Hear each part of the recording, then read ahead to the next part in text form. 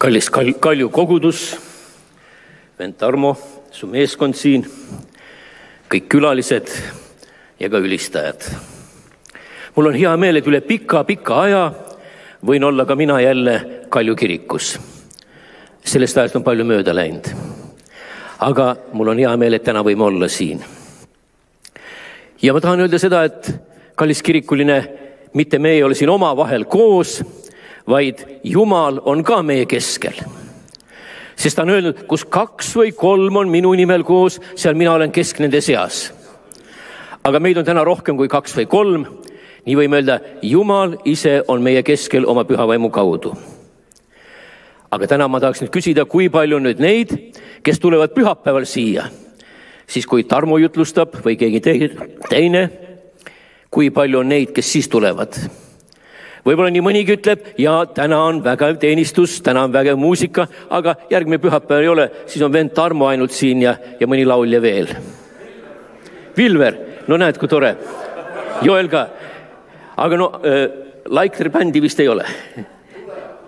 Lubas tulla, see on hea, siis ma pean Sauele ka kutsuma. Ja ma tahaks öelda seda, et Jumal on iga päev meie juures. Iga päev. Täna, homme ja ka pühapäeval.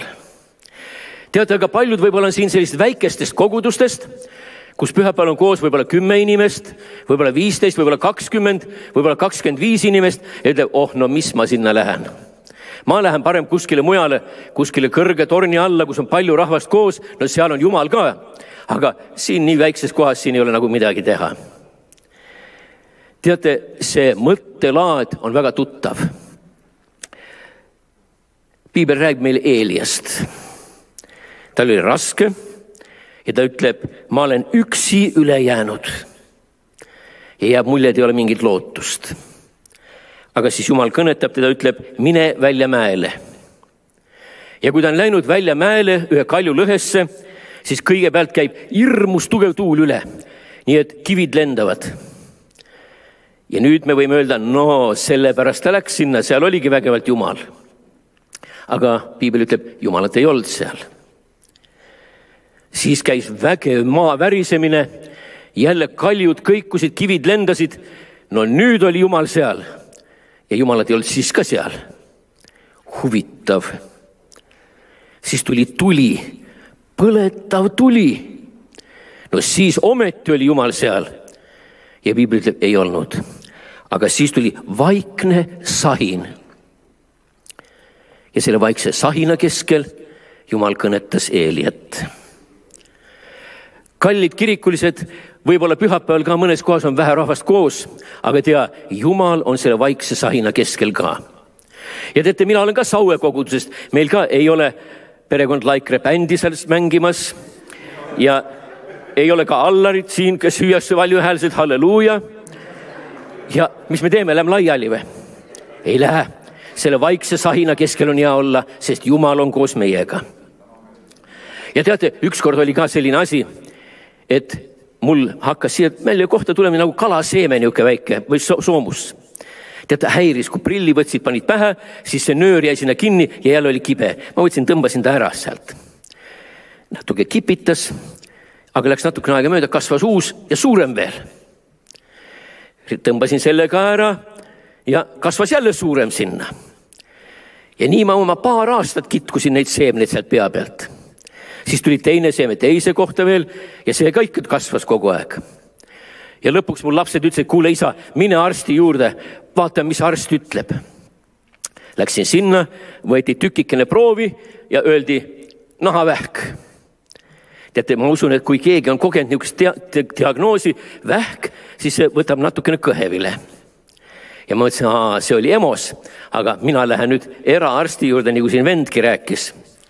Raha eest ma usun, et saab parema diagnoosi. Läksin sinna, aga sa häda, sama diagnoos. Vahe oli ainult nii palju, et EMOS öeldi, et vist poole aasta pärast hakkame lõikama, aga eraarsti juures öeldi, et tead, 2 nädala pärast tule opereerime ära selle asja. Siis ma rääkisin koguduse keskel ka, selle vaikse sahina keskel. Teate, mul avastati nahavähk. No alustasime palvetamist, käisime TTT teenistusel.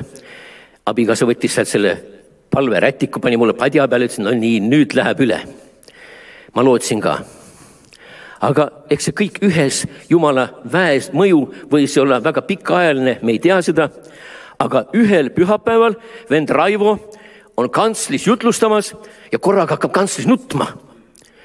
Ja ütleb, teate, Jumal pani mulle südamesse Erki eest palvetada. Tuli kantslist alla, pani käed mulle pea peale, palvetas, läks kantslisse tagasi, nuttis natukene aega ja jutlustas edasi. Ja sellega kõik lõppes selleks korraks. Aga järgmine nädal ma läksin tööle ja neljapäeval olen sadamas valves ja ikka kiheleb nagu see siit. Hakkasin näpuga katsuma ja tunnen, näpu alla tuleb nagu liiva, selleks peenikest terasid. Ja ma ütlesin, no täitsa lõpp, nüüd tuleb peast saepulu või liiva välja. Aga no näppisin ikka usinasti edasi ja ühe korraga hopp, see kärn, mida ma olin paari aasta jooksul kogu aeg ära tirind ja sinna tuli see marraskil nahk alla ja tuligi see kärn ära. Ja katsun, huvitav ei kipita üldse. Aga see teine kärn oli alles ja kuidagi ikka kiusatus oli seda ka näppida. Näppisin ühe korra, teise korra, kolmanda korra ja õhtul kukkus hopp, see ka ära. Ülemine umbes 5 sendi suurune, alumine umbes 2 sendi suurune. Läksin siis peegli juurde vaatama, mis siin juhtunud on. Vaatan, nii ilus roosa nahk all. 4 päeva pärast seda, kui palvetati. Imeline, Jumal on imeline. Mul ei ole mitte midagi muud öelda. Siis tuli operatsioonipäev kätte. Lähen sinna, arst küsib, nii, mis me siis nüüd tegema pidime? Ma ütlesin, pidime neid ära lõikama siin. Ütleb, mis asja, kus kohalt? Ma ütlesin, siit, aga neid enam ei ole. No kus nad jäid siis? Ma käisin kirikus, seal palvetati. No ja seda võib ka olla. Siis ta uuris hoolega luubiga, ütles, ja siit ei ole tõesti midagi lõigata. Aga kuule, siin on üks 3. koht, kus on ka niisugune kitsas kärnariba. Ma lõikan selle ära. Ma ütlesin, davai, lõikame ära. Mis üleliigne, lõikame ära. Lõigati see ka ära, viidi proovi, oligi teine 3. kolle veel seal. Jumal on imeline, ma ei tea, miks sa 2 tükki tegi terveks, aga 3. jättis arstidele teha. Ilmselt vist sellepärast, et arstid, nad on saanud Jumala käest ka oma teadmised, tarkuse, nad on nagu Jumala käe pikendused, et poisid, tehke tee ka midagi, ega ma siis kõike ka ära ei tee. Ja nii oligi. Vaatan, terve. Tulge vaadake, ei ole isegi armi jeeli näha, ma täna ka näitasin. Veiko ütles ka, et natukene nagu on näha. Aga siis oli veel nii, et kui see operatsioon sai läbi, siis nad uurisid veel, leidsid selja pealt ühe pleki, lõikasid selle välja, siis leidsid silma alt ühe, lõikasid selle välja. Ja silmal ka näha ei ole midagi. Aga arst ütles, et aga see ei olnud pahaloomuline, see oli hea loomuline. Mul on hea meel, Jumal on imeline. Kallid kirikulised, kui teil on mingi probleem, ärge häbenege Jumala ette minna. Nii väikest probleemi ei ole, millega ei tasu minna. Ja nii suurt probleemi ei ole, kus Jumal ei saa aidata. Üle kõige on see, Jumal tahab sind ja mind aidata. Ta armastab sind ja mind. Me oleme tema looming. Võib-olla nii mõnigi või siit näppis nüüd välja, ahaa, tules ei olnud, tuules ei olnud, tormis ei olnud. Jumal, et no näe, täna ka selline suur pidulik valju muusikaga, et kas siis siin ei olegi Jumal? On, siin on ka Jumal. Piibel ütleb meile, et teenimisviisides on erinevusi, aga vaim on see sama. Armuandides on erinevusi, vaim on see sama. Väeavaldustes on erinevusi, aga vaim on see sama. Kallis kirikuline, Jumal on see sama siin Kalju kirikus, Nõmme kirikus, Oleviste kirikus, Sauel ka isegi, selles väikses koguduses, kus isegi keegi pastoriks ei taha tulla. Ma olen ammu pakkunud, äkki keegi tahaks tulla mind asendama. Aga millegi pärast ei ole praegu siin tulnud. Aga kui täna on siin keegi, kes tunneb südame, siis võtke ühendust ja ma usun, et juhatus kinnitab ära ja kogudus võtab vastu. Nii et tere tulemast siis Sauele ka. Aga Jumal on imeline ja paneme kõik tema ette. Ja kallid vennad, kes te tegelete see TTT-ga, jätkake seda vaimus, sest see on ka väga vajalik. Esiteks on vajalik sellepärast, et võib-olla mõnigi inimene, temal on see selline Eelia sündroom.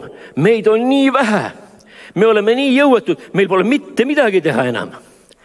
aga kui on selline koosolek, kui palju meid on, kui vägev on Jumal, me kuuleme neid tegusid ja see tõstab üles, annab uut jõudu. Nii et jätkake ja ma usun, et Jumal tarvitab meid kõiki. Tänan teid.